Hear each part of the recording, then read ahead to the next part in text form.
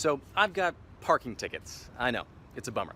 But it got me thinking about mail-in voting, and we've been seeing a lot of it in the news lately, so I figured why not talk about everything you need to know about voting by mail. The first thing, what's the difference between absentee and voting by mail? Nothing. We used to call it absentee voting. It's for people who usually serve overseas in the military or are away from their home state and want to vote in the place that they normally live. In 2018 in Michigan, we passed universal vote by mail. That means anybody can vote by mail for any reason they want. They just have to apply for a ballot. You can register to vote, apply for that ballot right here. You got to do that though by October 30th at 5 p.m. That leaves you 4 days to get your ballot in on time. We'll talk about why that could be an issue in just a second. The second thing, there's been a lot of talk about, does voting by mail help one party or another? Well, that doesn't really pan out either. We know from studies this year, as mail-in voting has become so popular because of the pandemic, that it doesn't really help either party one way or the other, but it does help more people vote, and I think we can agree more people voting is a good thing. Next, we want to talk about fraud. So here's what we know about fraud. It's incredibly low in the state of Michigan. According to the Heritage Foundation, which is a conservative think tank, going back to 2007, there have only been 5 convictions, just 5, for absentee voting fraud. And going back to 2010, the percentage of the vote that was fraudulent comes out to 20 millionths of a percent, so that's basically zero. Clerks also have to double check signatures. They also have to double check records to make sure that someone who died isn't voting that year, but it's not foolproof. In our last primary back at the beginning of August here, more than 2.5 million people voted. That was a record, and the majority of those people voted by mail.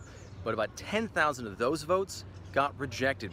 80% of them were because a clerk couldn't verify a signature or because they arrived late. Again, we'll talk about that arriving late thing in just a second. To make matters worse, here in Wayne County, where most of Detroit votes, 72% of the precincts had some sort of problem where clerks couldn't reconcile something about some of the ballots that they got. That means they had to ask the Secretary of State to investigate training and processes. Now that brings us to the Postal Service. I'm sure you've seen this fight play out online and in the news. We've done a lot of stories about this. The U.S. Postal Service sent the state of Michigan a letter saying it wasn't going to be able to guarantee it could deliver ballots on time for the November 3rd election if they still follow the deadlines that the state has. We can already anticipate that 2.4 million people will be voting by mail this November. That's because 2.4, that's a combination of the number of people who have both already requested ballots or who are on the permanent absent voter list. So that's nearly 1 million more than voted absentee in this record-breaking primary. DeJoy has been accused of purposefully slowing down the mail because the president has been a vocal critic of voting by mail despite doing it himself. DeJoy, however, also said recently that he guarantees that the Post Service will be able to handle the load for the November 3rd election. Now, all this being said, low fraud, that's good, more turnout, that's good, but voting by mail is ripe with scammers. People want to take advantage of people who are uncertain about what their rights are and what voting by mail looks like. We already know, we've got reports of people trying to go door to door, asking for information, including personal social security information, which they will never ask you for at the door if they're an official worker of your county, of the state, of the Postal Service. They'll never ask for it, ever.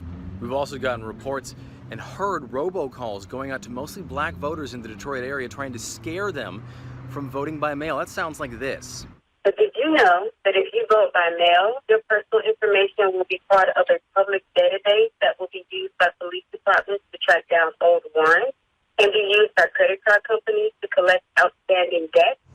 So none of that is true. The big thing to remember is that voting by mail is safe, it's secure. If you don't want to send it through the mail, there are about 1,000 drop-off boxes for your ballot that'll be scattered around the state at local clerk's offices. You can find those there. Those are also supposed to be secure for your vote. And if you still don't want to do that, you will be able to vote in person on November 3rd. And no matter how you vote, the important thing is just to get out and vote. And now I got to go pay these parking tickets.